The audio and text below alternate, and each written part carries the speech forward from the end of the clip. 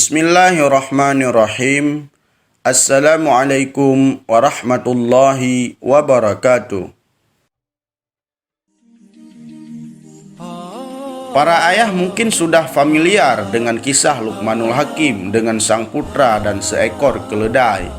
Kisah yang melegenda ini dijadikan rujukan dan pelajaran sampai kita umat di akhir zaman. Diriwayatkan suatu hari Luqmanul Hakim dan anaknya memasuki pasar.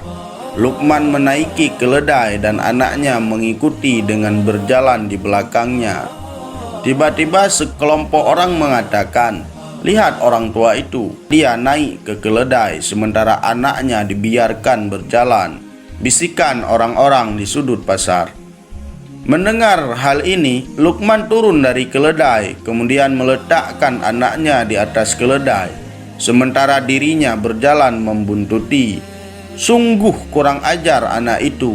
Dia enak-enak di atas keledai dan orang tuanya mengikuti dari belakang. Begitulah orang-orang mengatakan. Lagi-lagi Luqman mendengar, kemudian menghentikan keledai dan dia naik duduk di belakang si anak, sehingga keledai meminggul beban ganda. Begitu teganya dua orang ini sengaja menyiksa seekor keledai tak berdaya, bisik-bisik terdengar lagi. Karena tidak nyaman dengan anggapan orang di pasar, Luqman dan anaknya turun.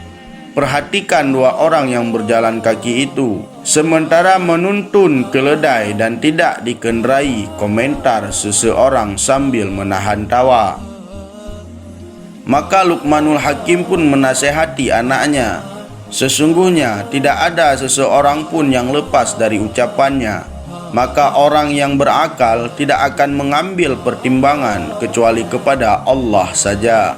Siapapun yang mengenal dengan kebenaran, itulah yang menjadi pertimbangannya.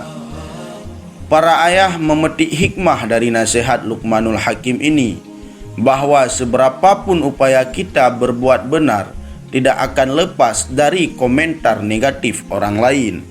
Menurut Luqman, selama yang kita lakukan dan kita meyakini bahwa itu benar, jangan pernah menghiraukan penilaian orang lain, karena kebenaran sejati adalah milik Allah Subhanahu wa Ta'ala yang menggenggamkannya. Luqmanul Hakim bukan seorang nabi apalagi rasul, tetapi namanya diabadikan dalam Al-Quran, yaitu surah Al-Luqman. Kenapa hal ini terjadi? Ibnu Katsir berpendapat, Luqman atau Luqman bin Unaka bin Sadun adalah seorang tukang kayu, tubuhnya pendek, berhidung mancung. Luqman terkenal dengan nasihat atau pesan kepada anaknya. Di antaranya yang sangat berkesan di benak saya adalah, "Wahai anakku, tuntutlah rezeki yang halal agar kamu tidak menjadi fakir.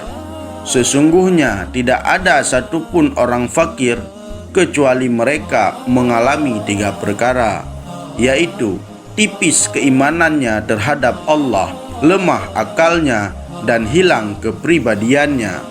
Lebih celaka lagi orang-orang yang suka merendahkan orang lain dan menganggap ringan urusan orang lain."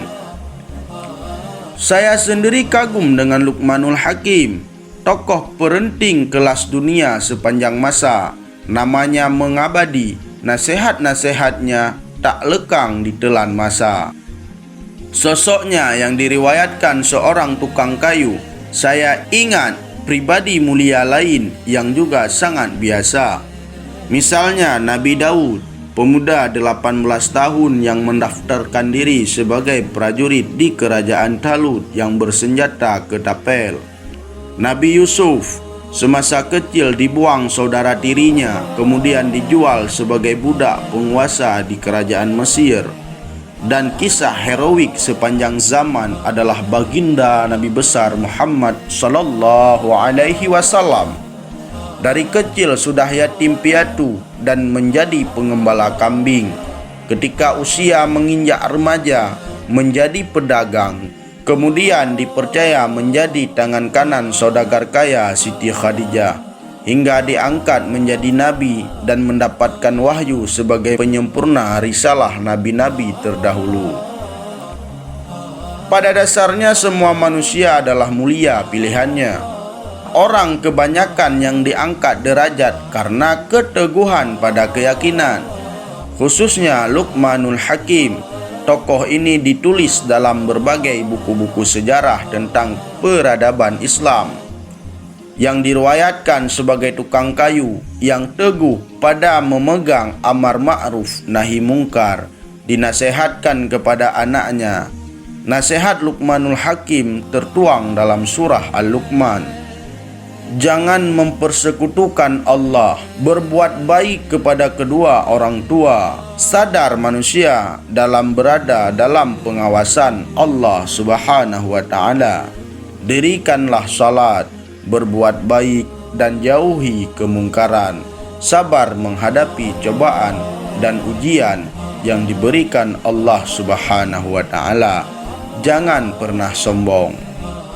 Cukuplah Allah sebagai penolong hambanya.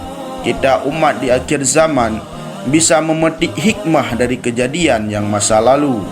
Tiada daya upaya kecuali mengharapkan ridha Allah Subhanahu wa Ta'ala.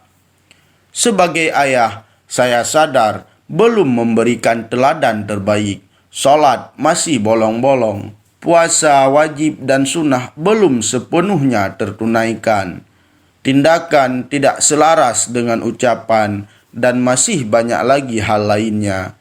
Berkaca dari Luqmanul Hakim, rasanya saya masih sangat jauh tertinggal.